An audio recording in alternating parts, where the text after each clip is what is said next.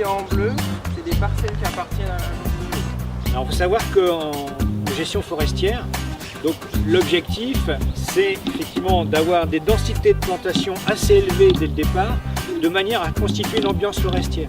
Donc si vous plantez un arbre au plein milieu, il n'y a pas d'ambiance forestière, donc il va avoir tendance à végéter et à terme à ne pas donner un bois d'œuvre. Parce que l'objectif des boisements forestiers, c'est d'obtenir à échéance de 80 à 100 ans, 150 ans, donc un bois d'œuvre qui va finalement faire vos chaises, vos tables, voilà. Sur cette parcelle, on va planter à une densité à peu près de 800 plants hectares. À l'issue des 80 ou des 100 ans, il ne devra rester que 70 à 80 arbres. C'est-à-dire que tout le travail du forestier pendant au moins les 30 premières années du peuplement, ça va être d'éliminer ceux qui seront les moins bienvenus.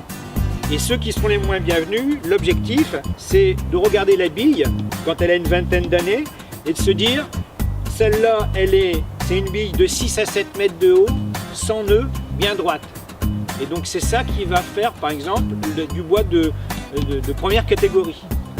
Donc tous ceux qui seront un peu tordus, branchus, pas droits, hop, durant ces 30 prochaines années, ils seront systématiquement éliminés de manière à ce qu'à terme, au bout des 30 ans, on ait un peuplement presque mature, hein, qui sera celui qu'on récoltera dans 80 ou 100 ans. La bille, donc c'est toute cette partie-là, hein, qui devrait atteindre 7 à 8 mètres donc de haut. Un arbre, ça ne pousse jamais du bas vers le haut, ça ne pousse que sur les extrémités. Tout ce qu'on va faire, c'est effectivement de boiser le plus possible. Alors on boise avec ces 3 essences, par exemple le bouleau qui sera simplement une essence d'accompagnement qui disparaîtra à terme. Dans les 20 prochaines années, les bouleaux, la plupart des bouleaux disparaîtront. Soit ils vont mourir étouffés par les chênes, les érables, soit tout simplement le forestier les coupera pour laisser de la place. Un arbre en milieu forestier, il doit avoir la tête au soleil et les pieds à l'ombre. Donc tous ceux qui vont se gêner mutuellement, eh bien, ils seront supprimés. Et en priorité, celui qui sera le plus malvenu. Donc on retaille un peu les extrémités donc des racines.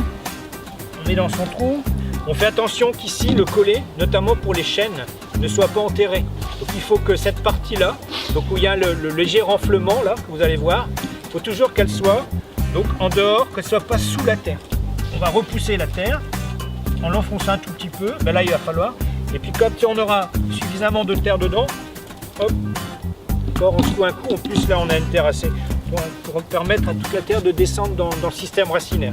Voilà, il faut que les racines soient vraiment bien en contact de la terre. Il ne faut pas laisser de racines en contact de l'air.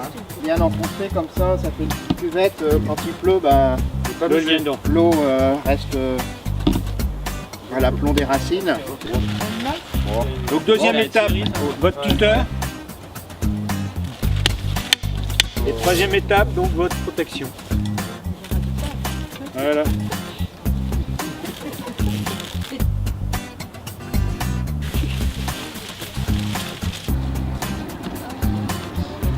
Oui, c'est pour ça.